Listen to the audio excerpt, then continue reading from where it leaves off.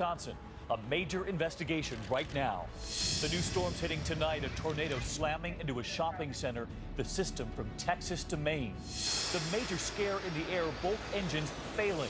The passenger plane then dropping 13,000 feet. The FBI moving in after the U.S. lost the bid for the World Cup. Authorities say now we know why. Suitcases stuffed with cash, and a major headline involving women and their health.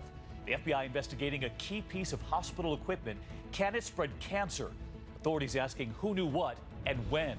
And the hunt for your Made in America inventions and the $100,000 surprise. From ABC News World Headquarters, this is ABC World News Tonight with David Muir. Good evening, and we begin with that developing story tonight. The Pentagon acknowledging a major mistake, sending live anthrax from a facility in Utah. They sent samples to 9 states. One even sent overseas to South Korea. They thought that the samples, the spores, were dead, but tonight one of those samples was in fact live anthrax. And now the urgent effort to test the others. The Pentagon saying there is no risk to the general public. Dr. Besser is standing by. But we begin with ABC senior justice correspondent Pierre Thomas. State health departments are racing to make sure no one has been contaminated by anthrax accidentally shipped from a military weapons facility. And the Centers for Disease Control is on the ground in Utah working to find out how and why the Pentagon shipped commercially live anthrax spores from a facility in Utah to labs in 9 states and another in South Korea. So far, health officials say the risk for exposure to the deadly biological agent is low. But health and research officials have fanned out to all those labs to see how the material was handled and if personnel were exposed.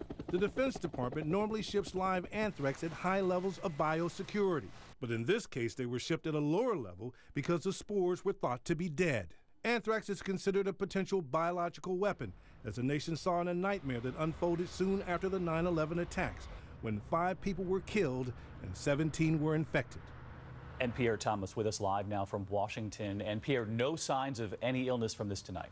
David, no signs of illness at the labs in those 9 states, but the scientists who work with the anthrax are being offered antibiotics as a precaution. All right, ABC's Pierre Thomas leading us off tonight. Pierre, thank you. And ABC's chief medical editor, Dr. Richard Besser, is here. And Rich used to run the CDC's anthrax unit, and you were telling me earlier that when anthrax is inhaled, you have an 85% fatality rate? That's right. You know, this is a big deal, and not because anyone has gotten sick, but the potential was there. You're allowed to ship anthrax through commercial means like this, but when you do, the precautions are very different. If one of these packages had burst open in transit, it could have been deadly. And they thought that these spores were dead, but were not? Exactly. They're going to be trying to figure out now, how did it happen that live spores were shipped out? All right, Rich, and you'll stay on this. Thanks so much. We turn in the meantime to the deadly flooding this evening. At least 16 dead, 12 missing now, and new storms hitting at this hour. From Texas to Maine, 70 million bracing for severe weather. Tornado watches in 4 states, and these are the images coming in. Outside Houston, this couple abandoning their car in the floodwaters.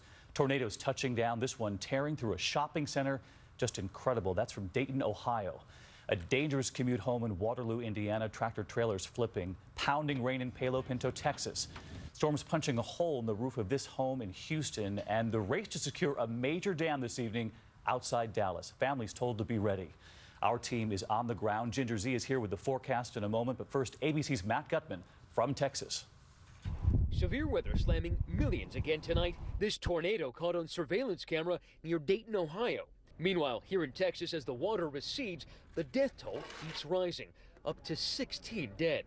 And along that swollen Blanco River, the National Guard searching for the 9 still missing tonight, including members of 3 families staying in one vacation home.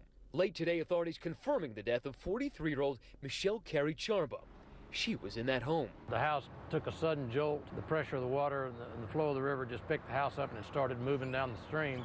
Somehow, husband Jonathan survived, found 9 miles away, but his wife and 2 children still unaccounted for. The McCombs lab, Maggie, found alive in a tree 3 days later. There's going to be some dark days, but there's still that glimmer of hope. In Houston, the 4th biggest city in America, the flash floods unearthing this coffin and leaving this alligator out of its element in a parking garage. Just over the past couple of hours, the water has gone down about 10 feet, revealing these cars that we didn't even know were here. And an epic cleanup underway. Valerie Davis just bought and renovated this house, and she only had minimal insurance. This house had never flooded in all the years, so we were not expecting to ever flood. Most of what was gutted, she said, just stuff, except for those family photos. That's hard, but again, what else can you do? You move on. David, this is one of the 4,000 homes that have been damaged here. This scene, people's living rooms now out in their front yards, goes on for block after block, and we're told that people may not be able to get back into these houses for months. David. All right, Matt Gutman leading us off from Houston there. Matt, thank you. And as I mentioned a moment ago, all eyes on that dam outside Dallas tonight in danger of giving way under the weight of those floods. A tense night ahead, and ABC's Philip Mena is there tonight. Philip.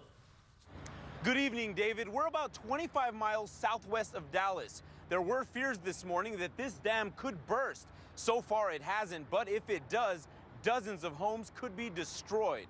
Tonight, a flood emergency waiting to happen. Engineers racing to stop this dam southwest of Dallas from breaching. Workers placing heavy equipment right on top of the dam, pumping 15,000 gallons of water per minute from swollen Lake Padera as fast as they can.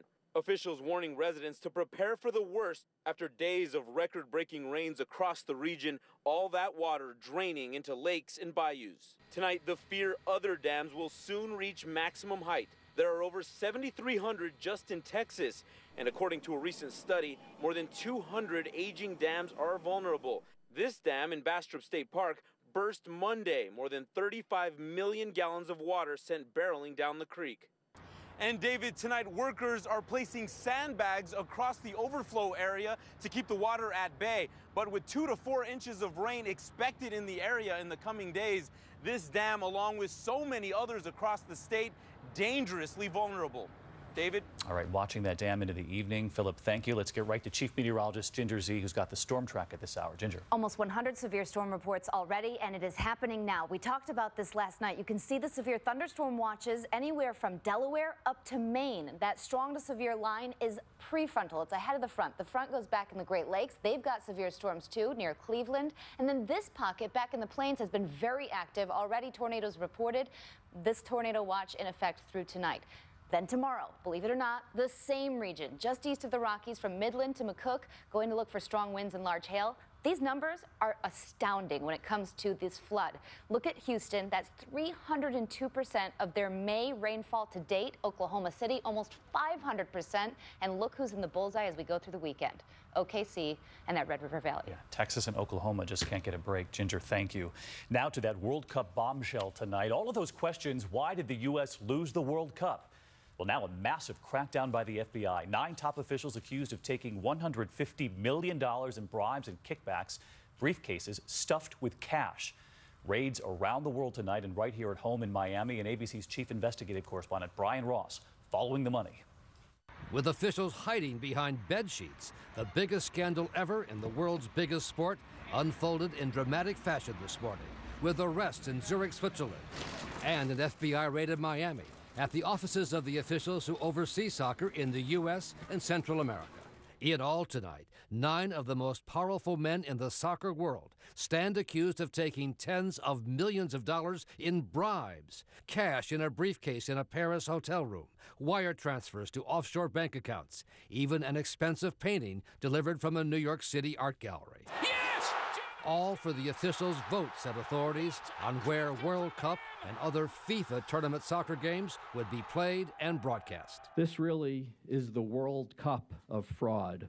The winner is Qatar. The investigation began after the U.S. narrowly lost the 2022 World Cup to the country of Qatar amid allegations of bribery. But almost immediately, there were questions about the wisdom of holding the World Cup in the Arabian desert heat, in one of the hottest places on Earth, as we saw.